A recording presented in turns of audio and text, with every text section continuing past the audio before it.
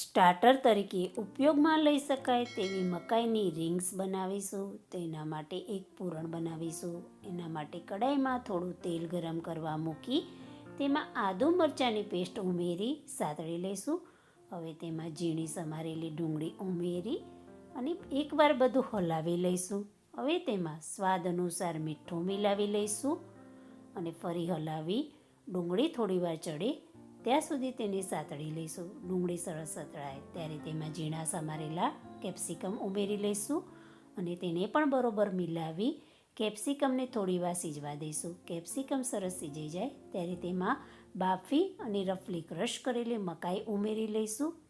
મસાલામાં તેમાં લાલ મરચું અને ચીલી ફ્લેક્સ મિલાવી લઈશું. બધું બરોબર મિલાવી તેમાં 1 ચમચી ભરી ચાટ મસાલો પણ મિલાવી લઈશું અને પૂરણ તૈયાર કરી લઈશું.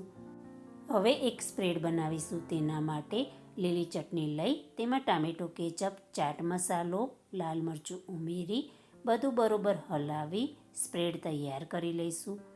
તૈયાર કરેલા પૂરણને એક પ્લેટમાં કાઢી લઈશું અને તેમાં થોડું પનીર છીણી લઈશું.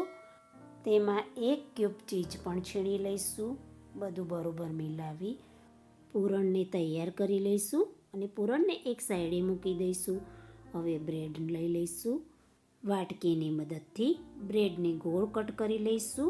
આ રીતે 2 બ્રેડ કટ કરી લઈશું. ગોળ કટ કરેલી એક બ્રેડ ઉપર તેનાથી નાની વાટકીથી ફરી કટ આપી અને બ્રેડની રિંગ બનાવી તૈયાર કરી લઈશું. આ રીતે બધી બ્રેડ કાપી તૈયાર કરી લઈશું. હવે તવી ગરમ કરવા મૂકી તેમાં ગોળ કટ કરેલી બ્રેડ મૂકી એક સાઈડે શેકી લઈશું. એક સાઈડે શેકાય ત્યારે તેની પ્લેટમાં કાઢી લઈશું. ફરી થોડું તેલ ગરમ કરવા મૂકી તેમાં તૈયાર કરેલી રીંગ મૂકી દઈશું અને રીંગને 2 સાઈડે શેકી લઈશું. તૈયાર શેકેલી બ્રેડ ઉપર બટર લગાવી લઈશું અને તૈયાર કરેલું સ્પ્રેડ લગાવી લઈશું. તેના પર શેકેલી બ્રેડની રિંગ્સ મૂકી દઈશું અને તૈયાર કરેલું સ્ટફિંગ ભરી લઈશું. સ્ટફિંગને ચમચીની મદદથી ફેલાવી થોડું દબાવી લઈશું અને રિંગ તૈયાર કરી લઈશું. હવે તવી ગરમ કરવા મૂકી તેના પર થોડું તેલ મૂકી તૈયાર કરેલી રિંગ્સને મૂકી શેકી લઈશું.